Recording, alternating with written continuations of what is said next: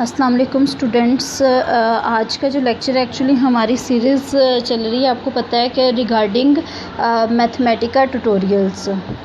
ठीक है, Mathematica tutorial से रिलेटेड आपको पता है कि हमारी जो है वो सीरीज़ चल रही है, ताकि आपको पता हो कि हम किस तरह से जो हमने जितने लेक्चर्स किए हैं उनको हम परफॉर्म करना भी सीखें।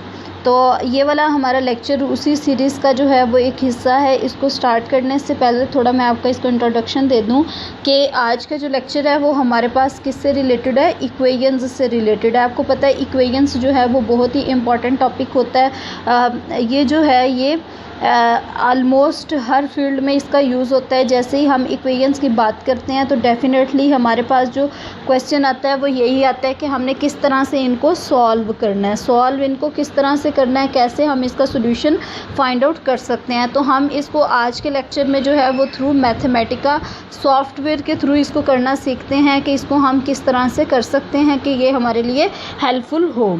अब देखिए, जैसे ही इक्वेशंस की बात आती है तो हमारे माइंड में नेचुरल क्वेश्चन अराइज होता है कि हमारे पास उसमें जो है वो वेरिएबल होते हैं, कुछ सिस्टम ऑफ इक्वेशंस की इसके साथ बात आ जाती है। सिस्टम ऑफ इक्वेशंस, आपको पता है सिंगल इक्वेशन जो है वो वाली इक्वेशन होती है जिसमें एक ही वेरिएबल वगैरह इन्वॉल्व हो। सिस्टम ऑफ इक्वेशंस में क्या होता है, एक से ज़्यादा इक्वेशंस होती हैं, मोर देन वन इक्वेशंस होती हैं। ठीक है, दो या फिर दो से ज़्यादा हमारे पास जब भी इक्वेशन आती हैं तो हम उसको सिस्टम ऑफ इक्वेशंस कहते हैं। उसको सॉल्व करने के बहुत से तरीके हम मैनुअल वे में कर चुके हुए हैं। सब्स्टिट्यूशन मेथड हमने किया था, फिर उसके बाद क्रॉस प्रोडक्ट मेथड, इसके अलावा और भी बहुत से जो है वो हम मेथड्स कर चुके हैं। For suppose ax plus B Y is equal to C, अगर हमारे पास ये एक इक्वेशन है, दूसरी इक्वेशन जो है वो डी वाई प्लस उसके बाद हम क्या लिख सकते हैं, ई एक्स इज़ इक्वल टू जी, कुछ इस तरह से लिख लेंगे। सारे A B C D E जी या फिर एफ लिख लेंगे, सारे कांस्टेंट्स होते थे। तो हमारा जो है ये गिवन कांस्टेंट होते थे और इनको हमने कैलकुलेट करना था। ये हमारे पास ये सारे गिवन कांस्टेंट्स होते थे और हमने ये वेरिएबल्स को कैलकुलेट करना था। ठीक है, हमारे पास इसको मैनुअली अगर हम करें तो जब भी दो इक्वेशंस होती हैं तो हम उसको रादर इजी वे में कर सकते हैं। लेकिन अगर हमारे पास सिस्टम ऑफ इक्वेशंस जो हैं जिसमें बहुत ज़्यादा इक्वेशंस इन्वॉल्व हों तो उसको करना हमारे लिए बहुत ही मुश्किल होता है। तो इसके लिए हम क्या यूज़ करते हैं, सॉफ्टवेयर यूज़ करते हैं।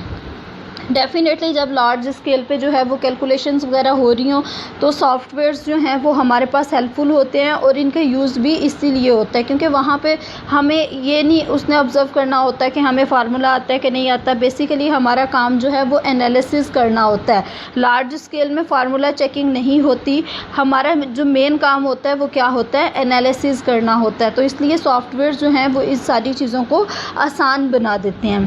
तो इस लेक्चर में हम ये चीज़ें डिस्कस करने जा रहे हैं। अब जैसे सिस्टम ऑफ इक्वेशन की बात आती है तो अभी जिस तरह से हमने 2x plus 3y is equal to sum 5 लिख दें, या फिर यहाँ पे हम लिख देते हैं x plus 5y is equal to 7। इस तरह की जब भी इक्वेशंस आती हैं, अगर हमने किसी एक वेरिएबल को हम ख़त्म करना चाहते हैं कि हम चाहते हैं कि वो यहाँ पे शो ही ना हो, फॉर सपोज x ना हो, हम पूरी एक इक्वेशन बनाना चाहते हैं कि हमारे पास y में ही इक्वेशन आए, तो इसको कहते हैं एलिमिनेट।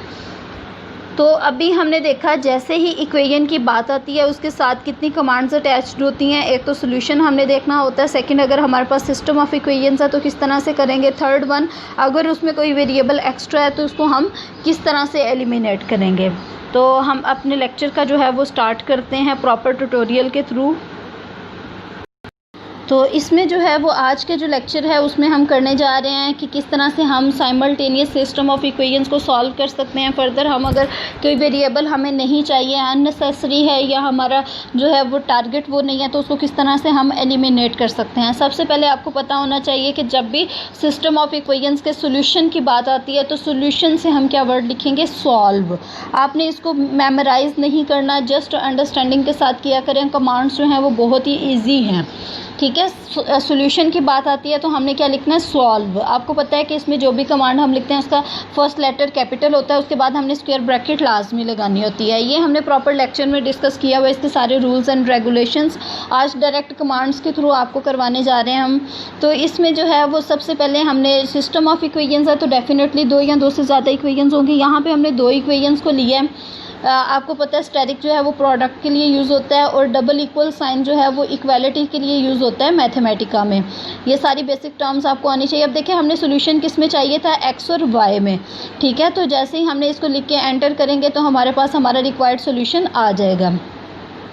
नेक्स्ट इसको देखें कि हम किसी और एग्जांपल के थ्रू या फिर अगर हमने एलिमिनेट की कमांड अप्लाई करनी है तो हम इसको किस तरह से कर सकते हैं। ऊपर वाला ये जो क्वेश्चन है ये आप 3 वेरिएबल्स के भी कर सकते हैं, 4 वेरिएबल्स के लिए भी कर सकते हैं। फ़र्क इतना आएगा कि जो कर्ली ब्रैकेट्स में एक्स और वाई आपने लिखा है वहाँ पर जो नेक्स्ट और वेरिएबल्स होंगे वो भी आ जाएंगे, ठीक है। अब नेक्स्ट देखते हैं कि अगर हमने इसी इक्वेशन में या अगर कोई और भी इक्वेशन है, हम चाहते हैं कि हमारे पास कोई एक वेरिएबल एलिमिनेट हो जाए तो उसका क्या वे होता है। एलिमिनेशन के बहुत से क्वेश्चंस हम मैथमेटिक्स में कर चुके हुए हैं, तो इससे रिलेटेड हम देखते हैं कि इसके लिए क्या कमांड होगी। एलिमिनेट के लिए सबसे पहले हमने क्या करना है, फंक्शंस लिखने हैं, इक्वेशंस लिखनी है। हमने ये पहली इक्वेशन हमने लिख दी, फिर डबल इक्वल आ गया, फिर सेकंड इक्वेशन, जो भी इक्वेशन हो, अरिथमेटिक ऑपरेशंस आपको पता है कि हम किस तरह से मैथमेटिका में परफॉर्म करती हैं, उन सबको लिख के आपने इसको एंटर कर देना है।